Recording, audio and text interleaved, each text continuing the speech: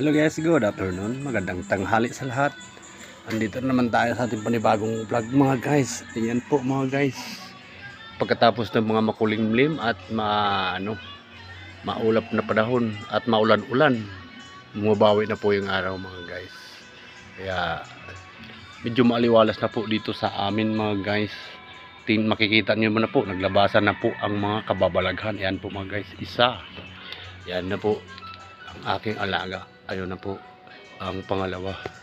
Hindi pa sila nagkaroon ng rambol mga guys. Minsan nagrarambulan po ang mga yan.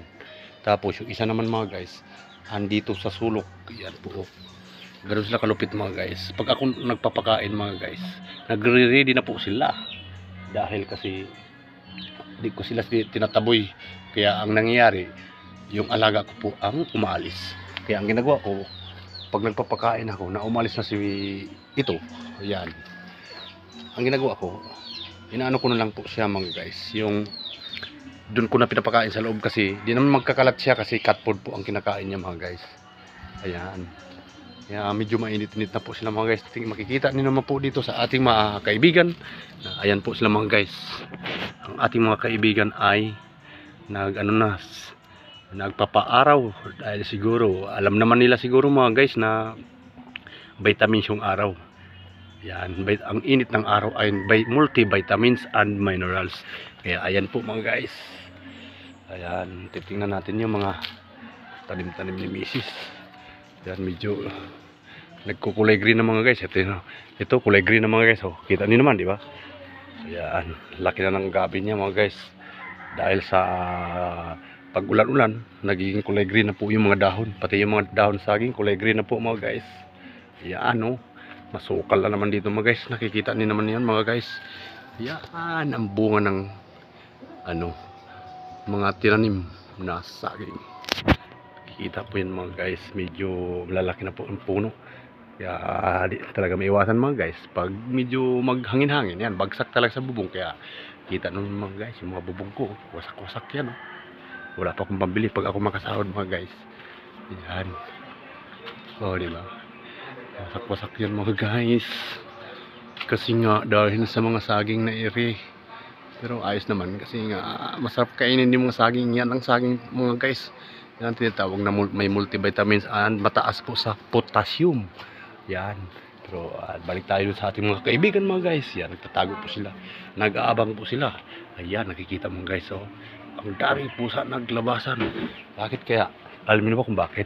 Kasi nakaramdam sila na nagpapakain ako kanina. Kaya dito sa bahay mga guys, first come first serve. Dito ko po pinapakain yan. Kaso di sila kumakain. Yung ayaw ko sa kanila mga guys. Ang arte po nila. Yan, yan po. Pinapakain ko ng alimasag. Okay, yan po ang totoo. Okay, dito mga guys yung mga tanim-tanim medyo namumuhag-hag na. Kulay green na naman pa dito.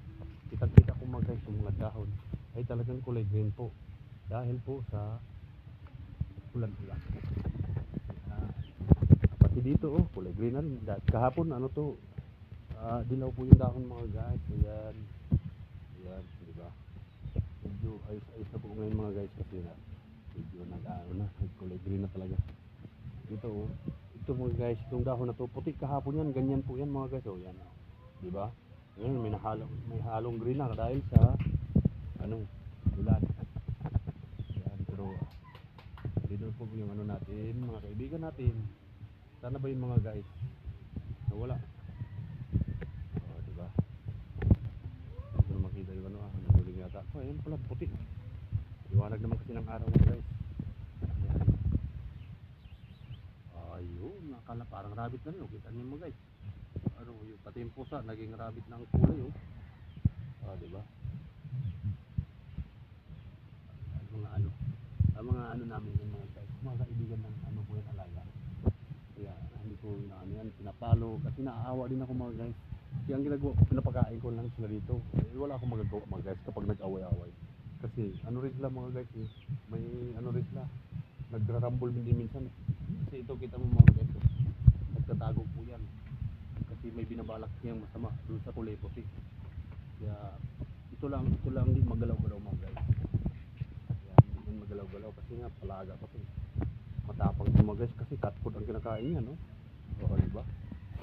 Sige mga guys, babay muna, update ko lang kayo sa aking mga alagang pusa na naglalabasan dahil sa init na po. Taba niyan mga guys, parang tiger yan pag magalit. Okay, babay, paalam.